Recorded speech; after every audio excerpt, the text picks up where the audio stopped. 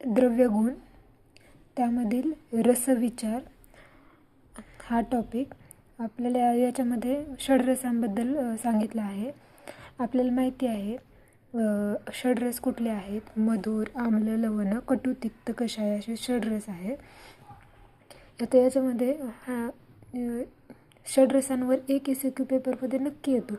त्याच्यामध्ये आपल्याला लक्षण आणि गुणकर्म याचे श्लोक पाठ पाहिजेत, हे यायलाच पाहिजे षड्रसांचे. तर आपण आता हे जे 6 रस आहेत त्याचे आपण श्लोक बघू. खूप इझी श्लोक आहेत, बघूयात.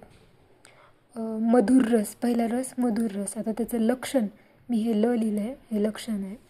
प्रिय पिपीलिकादीनाम अष्टांग हृदय सूत्रस्थानाचा श्लोक आहे. हा श्लोक खूप इझी आहे बघा. प्रिय पिपीलिकादीनाम लक्षणचा श्लोक आहे. हा श्लोक लक्षात ठेवायचा आहे. मधुर रस आल्यानंतर त्याच्या लक्षणाचा श्लोक लिहायचा आहे आणि त्याच्या गुणकर्मांचा श्लोक. अजन्मात सात्मात करुते धातूनां प्रबलं बलं बालवृद्धत क्षीणवर्ण केशेंद्रिय ओजसां प्रशस्तः बृहणः कंठ्यः स्तन्यसंधानकृत गुरुः आयुषो जीवनः स्निग्ध पित्तनील विशापः. अष्टांगहृदय सूत्रस्थानचा हा श्लोक आहे बघा. आता आम्लरस, दुसरा रस आहे आम्लरस. त्याचं लक्षण बघा काय आहे. आम्लः क्षालयते मुखम.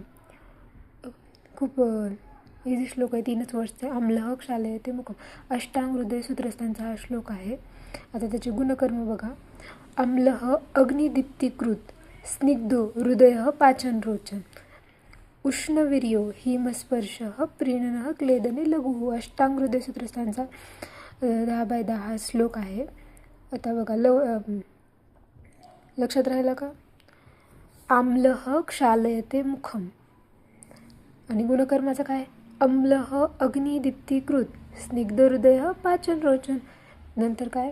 उष्णवीर्यो हिमस्पर्शः प्रीणनः क्लेदनो लघुः. अष्टांग हृदयाचा श्लोक आहे.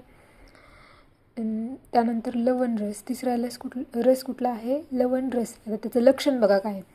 लवणः संयन्यति आस्य कपोलगलदाहकृत. अष्टांग हृदय सूत्रस्थान 10/4 असा श्लोक आहे. लवणः संयन्यति आस्य कपोलगलदाहकृत. गुणकर्म बघा. लवणः स्तंभ संघात बंध विद्मापनः अग्निकृत स्नेहनः स्वेदनः तीक्ष्णो रोचनः छेदभेदकृत.